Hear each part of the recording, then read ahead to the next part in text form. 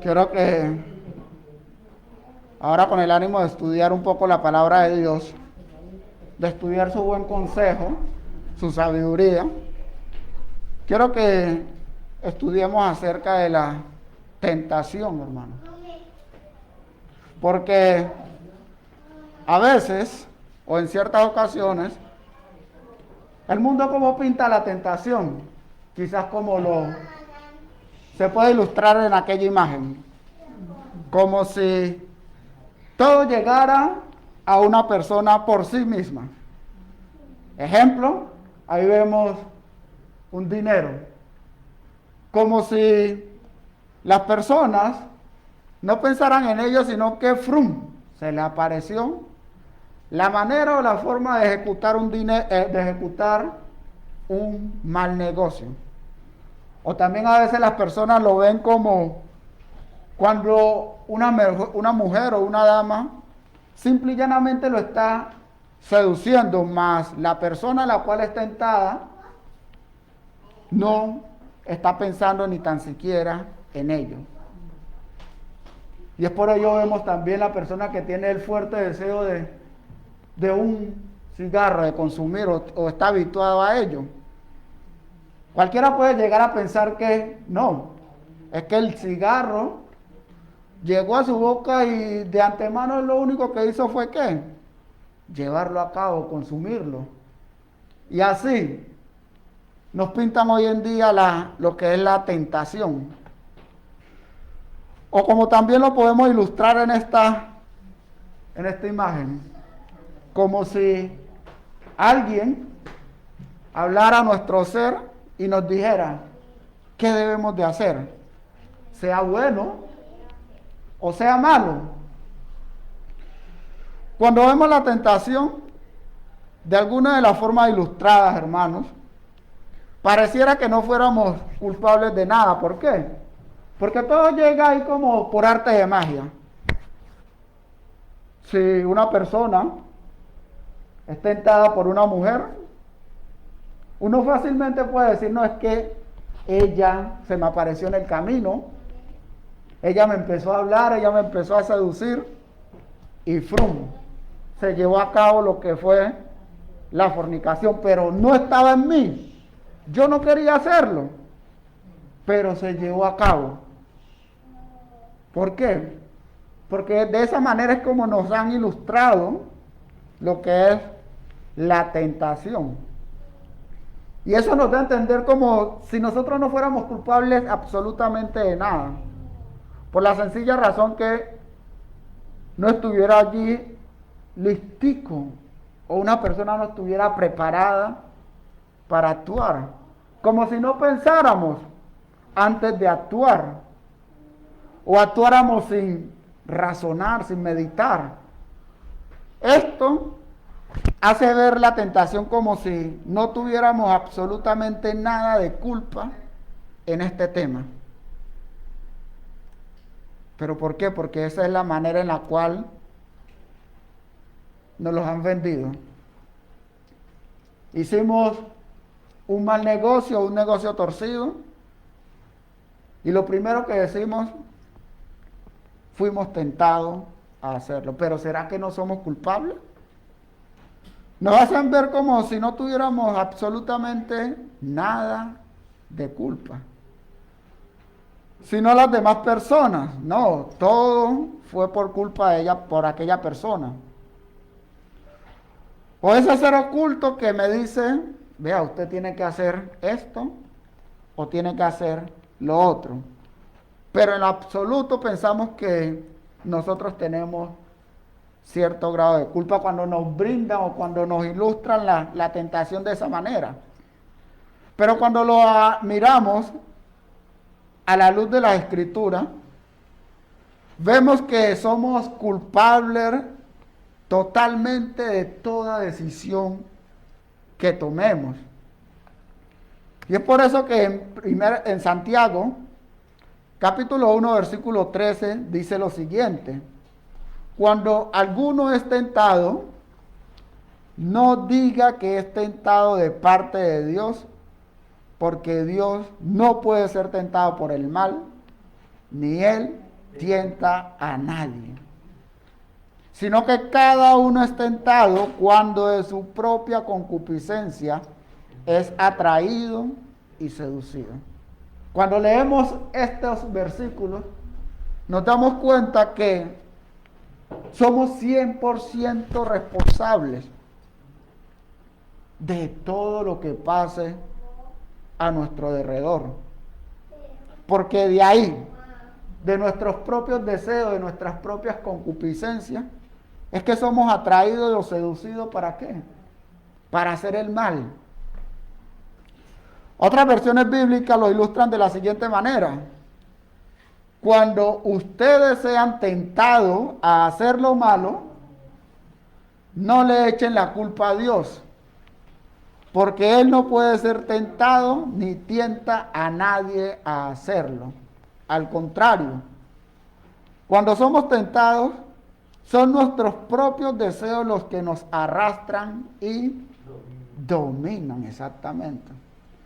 Y es por ello de que cuando caemos en la tentación, buscamos la manera más breve de culpar a alguien.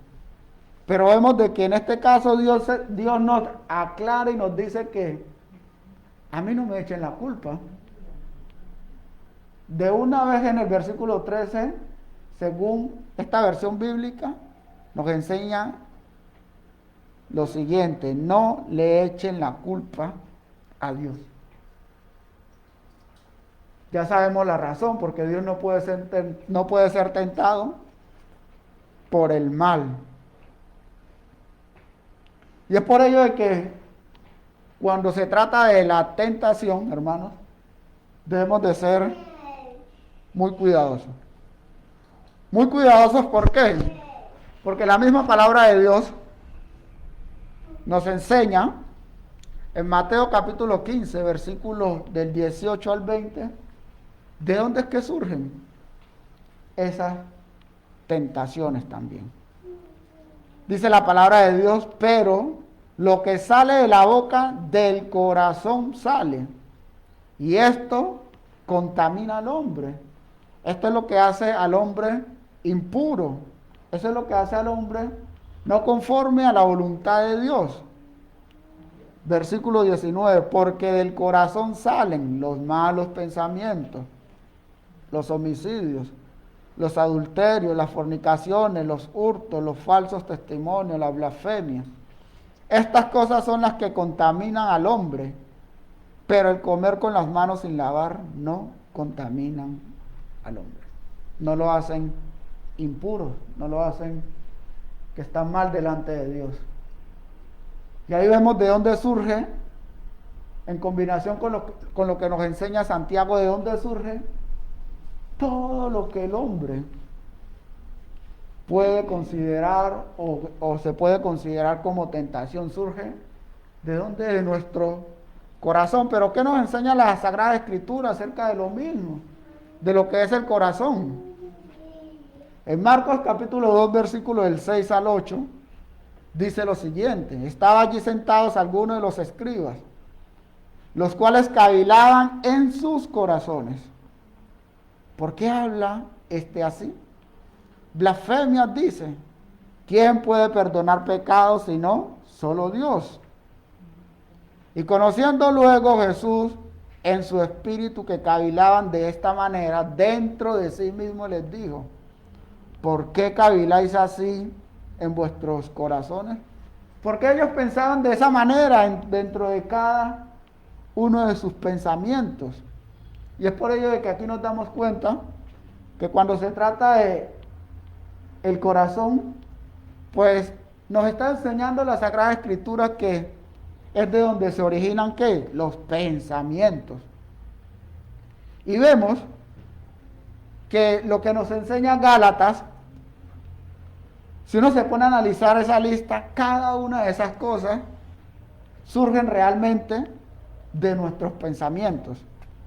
¿Qué nos enseña Gálatas capítulo 1, versículo del 19 en adelante?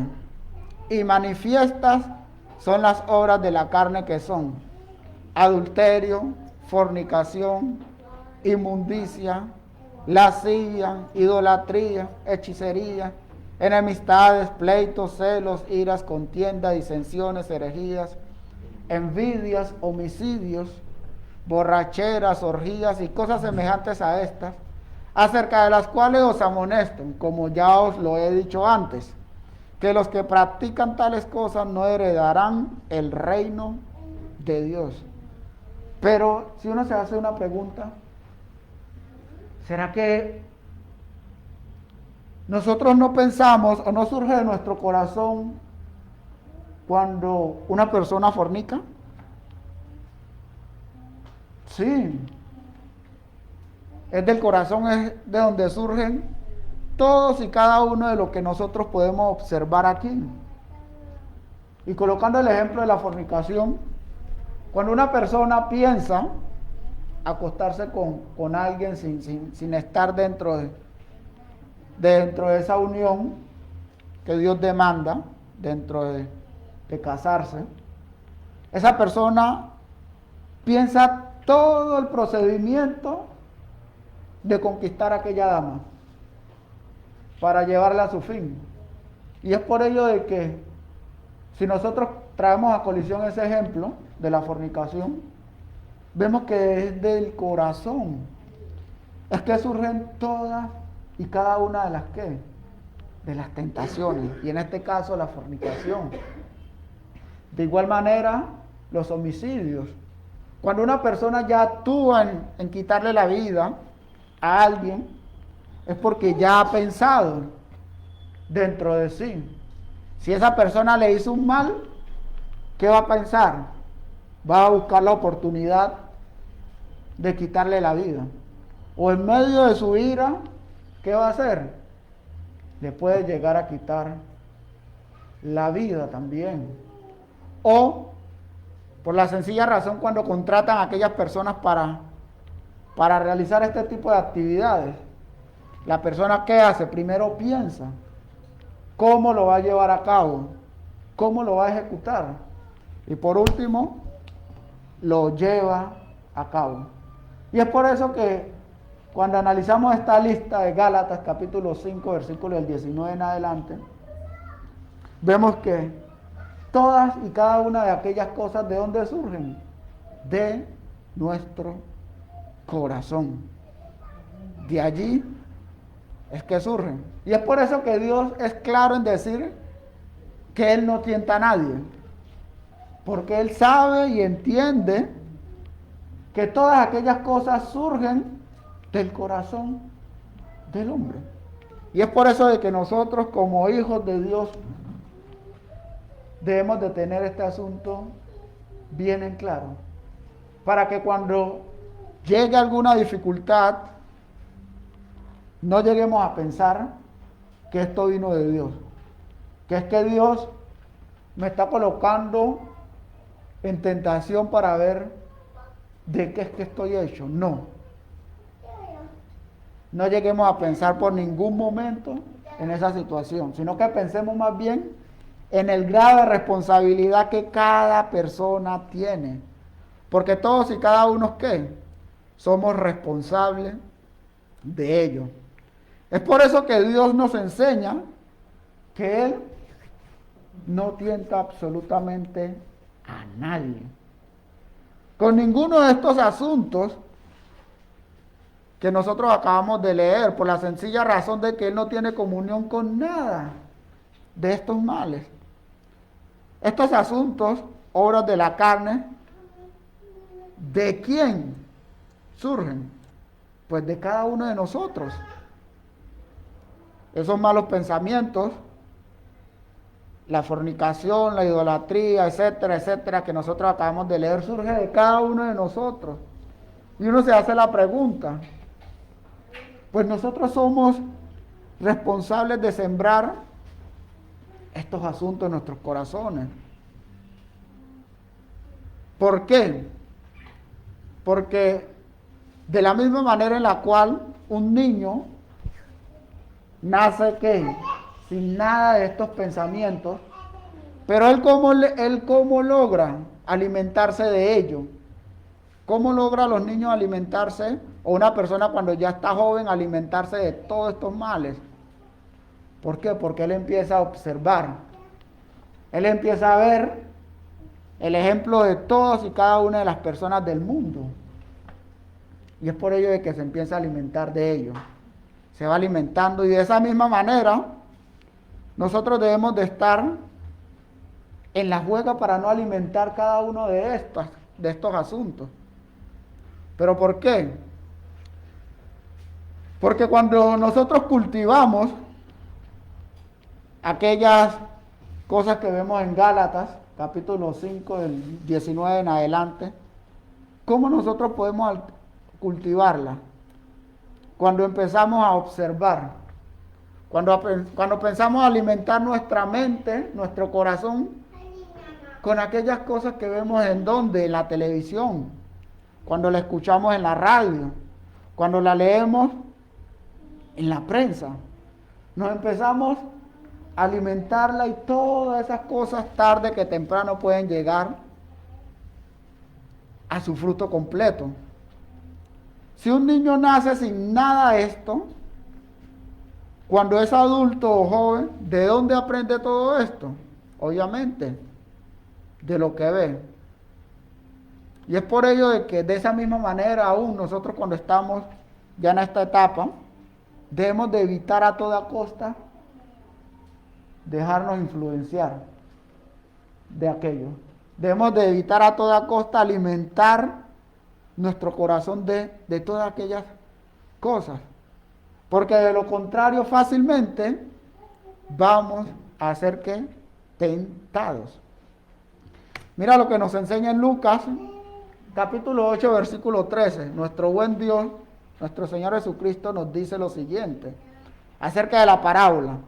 Cuando ya va y le explica a sus discípulos de la parábola del sembrador, les dice en el versículo 13: los de sobre la piedra son los que, habiendo oído, reciben la palabra con gozo, pero estos no tienen raíces, creen por algún tiempo, y en el tiempo de la prueba se apartan.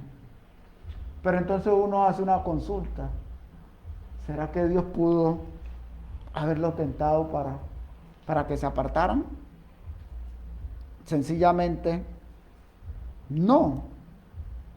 ¿Pero por qué no? Porque cuando llega el tiempo de la prueba, de poner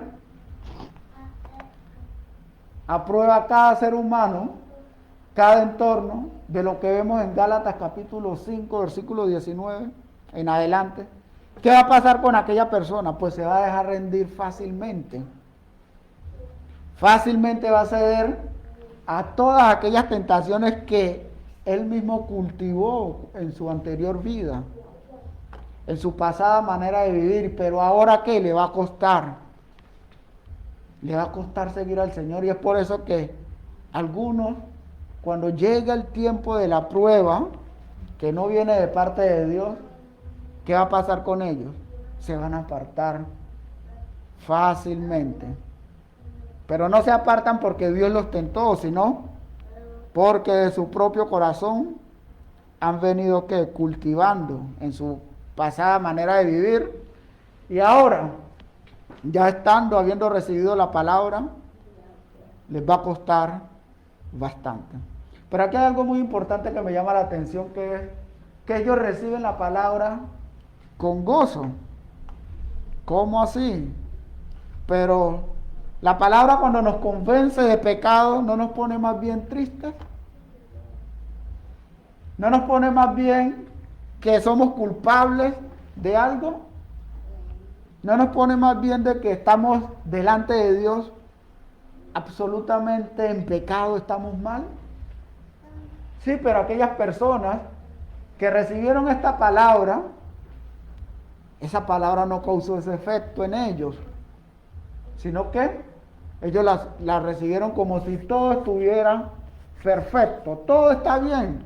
Todas aquellas actuaciones que yo realizo, pues delante de Dios no la veo como una causa buena para hacer un mal. Y es por eso que la reciben con gozo. Si nosotros vemos los diferentes casos de conversiones, la mayoría de ellos, ¿cómo recibieron la palabra? Compungidos de corazón. El carcelero de Filipos también. Y dice que hubo gran gozo cuando recibió la palabra él con toda su casa, de haber creído a Dios. El eunuco también la recibió entristecido y siguió su camino gozoso por él ya haber creído en lo que Dios le había demandado. Y es por ello de que cuando estemos en este proceso, así sea que sea una palabra fuerte, hermano, para aquella persona hay que dársela a conocer, porque de esa manera es que puede ocurrir lo contrario a esto, de que reciba la palabra como la recibieron los casos de conversión, con tristeza, y que ello lo impulsa a buscar realmente a Dios, y que para que en el momento de la prueba, ¿qué? No se aparten de ella. Cada persona tiene deseos en sus corazones, y por ende, cuando llega el momento de afrontar tales situaciones por falta de confianza en Dios, pueden ¿qué? Caen de aquella situación, dado de que pueden confiar en Dios en algo que no les ha prometido. Ejemplo, ¿qué pueden confiar en Dios? De que en la vida cristiana todo es color de rosa. Pero Cristo dijo, en el mundo tendréis aflicción. Juan capítulo 16, versículo 33. Y es por ello de que cuando llegan a este camino, confían en algo que Dios en ningún momento les ha enseñado. No que este camino todo es color de rosa, pero Cristo no nos enseña eso. En primera de Pedro, capítulo 1, versículo 7, ¿qué nos dice? ¿Alguien lo puede leer, por favor? Y otro puede leer Hebreos, capítulo 10, versículo 34.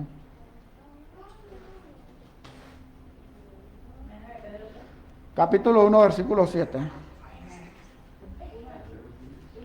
Sí. 10:34. Para que sometida a prueba vuestra fe, mucho más preciosa que el oro, el cual aunque perecedero se prueba con fuego, sea hallada en alabanza, gloria y honra cuando sea manifestado Jesucristo. Amén. Entonces vemos cómo los hermanos que estaban expatriados, Pedro les escribe que su fe debe de ¿qué? Debe de ser probada. Y es por ello que cuando llegue ese tipo de tentaciones, a aquellos hermanos no les costó, sino más bien siguieron constantes, adelante en aquella obra. Hebreos capítulo 10, versículo 34. Porque los presos también os compadecisteis, y el despojo de vuestros bienes sufristeis con vos, sabiendo que tenéis en vosotros una mejor y perdurable herencia en los cielos. Listo, entonces vemos cómo aquellos cristianos que nos narra la carta de Hebreos, el despojo de sus bienes fue algo difícil, sí, pero por ello ellos volvieron atrás, no, sino más bien nos enseña la palabra que ellos esos despojos de sus bienes los sufrieron ¿con qué? Con gozo. Y es por ello de que cuando se trata de la vida cristiana, hay que darle a entender a las personas de que Cristo no ha enseñado en ningún momento que todo va a ser color de rosa. Que todas las bendiciones en esta vida van a ¿qué? A llegar. Porque de lo contrario fácilmente se pueden apartar cuando llegue el tiempo de la prueba. Por eso debemos de cuidarnos acerca de la tentación, la cual surge de nuestros propios pensamientos, deseos. Es por ello que Dios, dentro de toda su sabiduría, nos ordena ¿a qué? A cuidar nuestro corazón. En Proverbios capítulo 4, versículo 23, dice la palabra de Dios: por sobre todas las cosas, cuida tu corazón, porque de él mana la vida. Y es por ello que nosotros debemos de cuidarnos. ¿Cómo podemos cuidar nuestro corazón? Bueno, primero, alimentándonos cada día de la palabra de Dios. ¿Cómo podemos cuidar nuestro corazón? Evitando compañerismo con personas que no se expresan de una manera correcta, porque hay que tener en cuenta de que las malas costumbres, las malas conversaciones, corrompen las buenas costumbres. Podemos evitarlas, podemos cuidar nuestro corazón de esa manera, cada día estando como meditando en su palabra. Podemos cuidar nuestro corazón cada día asistiendo, cada primer día de la semana, no dudando por nada en asistir a las reuniones de la iglesia, porque aquí no solamente nos animamos a través de la palabra de Dios, sino también a través de las alabanzas. Esas buenas alabanzas que nos dan un buen ánimo, nos dan gozo de saber que pronto vamos a estar con Cristo. Nos dan gozo de saber de que podemos confiar en el Señor, tal cual como la que entonamos en la última. Nos da gozo saber de que Él es nuestro cuidador, nuestro pronto auxilio, nuestra roca fuerte. Y es por eso de que a toda costa debemos de cuidar nuestro corazón, porque de él mana la vida. Ya sabemos que del corazón surgen todas estas cosas que a Dios no le agradan. Y es por ello que debemos de cuidarlo a toda costa. Ahora bien, surge la pregunta: ¿puede Dios ponerle a prueba?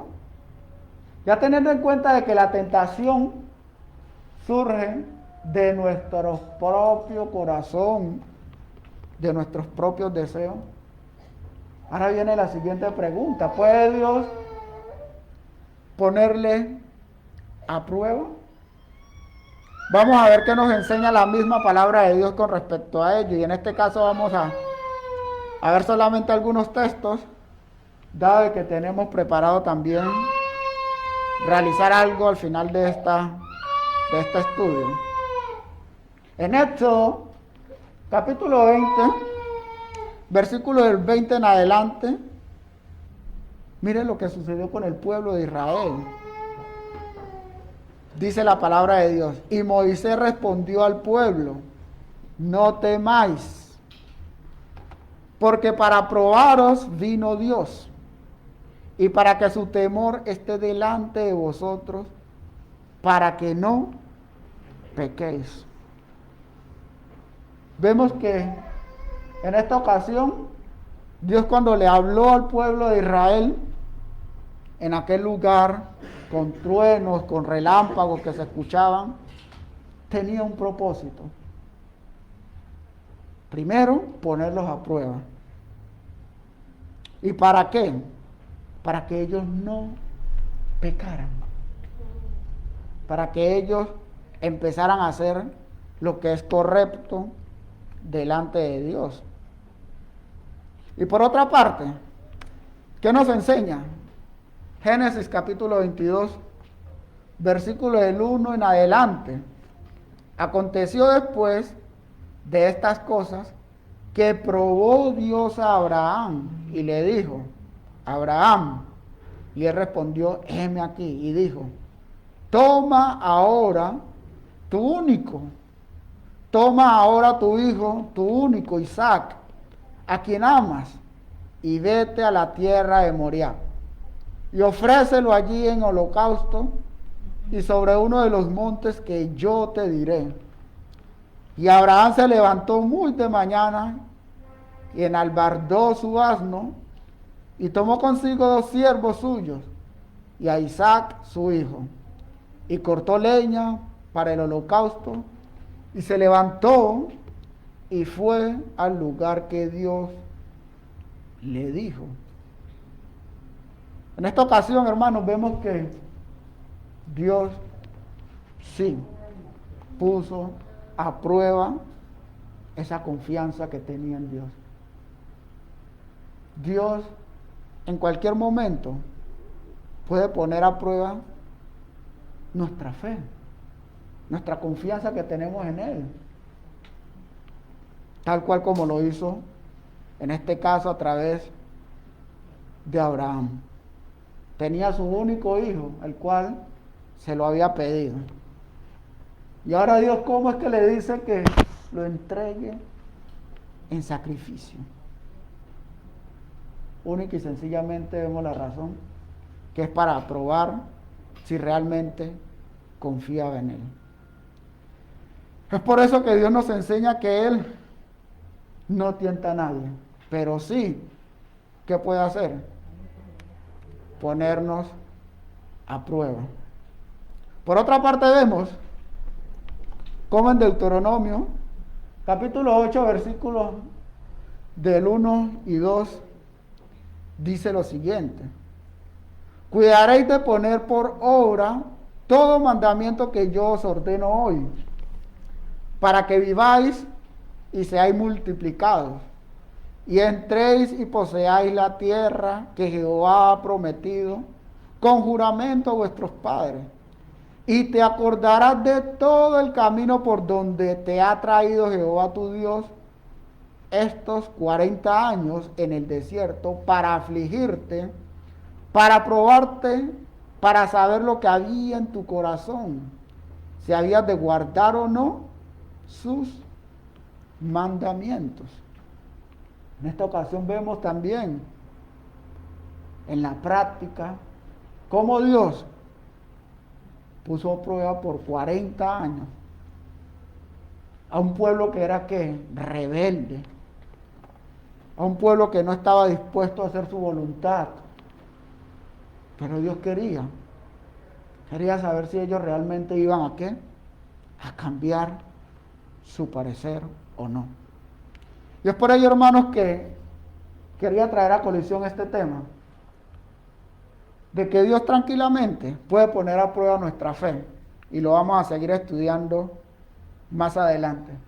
Pero lo que sí hay que tener bien en claro, de que Él no tienta a nadie para que caigamos en ello, porque ya hemos aprendido de dónde es que surgen aquellas tentaciones, de nuestro corazón. Y es por ello de que Él nos invita en Proverbios capítulo 4 que acabamos de leer, que sobre toda cosa guardada, guardemos el corazón. No lo alimentemos de cosas que quizás no glorifican su nombre. Es cierto, hoy en día hay muchísimo entretenimiento, muchísimo, mucho más que antes. Tenemos la televisión, las redes sociales, etcétera, etcétera, etcétera. Pero nosotros debemos de aprender a manejar los diferentes tiempos. Debemos de aprender a qué. Si Él nos invita a que guardemos nuestro corazón, debemos de aprender a disciplinarnos con respecto a sacar un tiempo para estudiar su palabra de Dios, dado de que de esa manera estamos aprendiendo a guardar nuestro corazón. Estamos aprendiendo a desechar aquellas cosas que ya en nuestra vana manera de vivir la inculcamos. ¿Y cómo podemos erradicarla? Aprendiendo de cuál es la voluntad de Dios y llevándola por práctica. De esa manera, queridos hermanos, podemos guardar nuestro corazón. Y hasta aquí quiero compartirles este tema, dado de que más adelante también quisiera compartirles acerca de si nosotros podemos poner a prueba a Dios. ¿Será que eso podemos llevarlo a cabo? ¿Será que nosotros podemos poner a prueba a Dios? No tentarlo, Porque hay que tener en cuenta de que la tentación, Dios no puede ser tentado por el mal. Pero ponerlo a prueba, eso es lo que vamos a ver más adelante conforme a la palabra de Dios. Hay una iglesia preciosa que la Biblia describe así, como cuerpo y familia de Cristo, allí donde yo me convertí.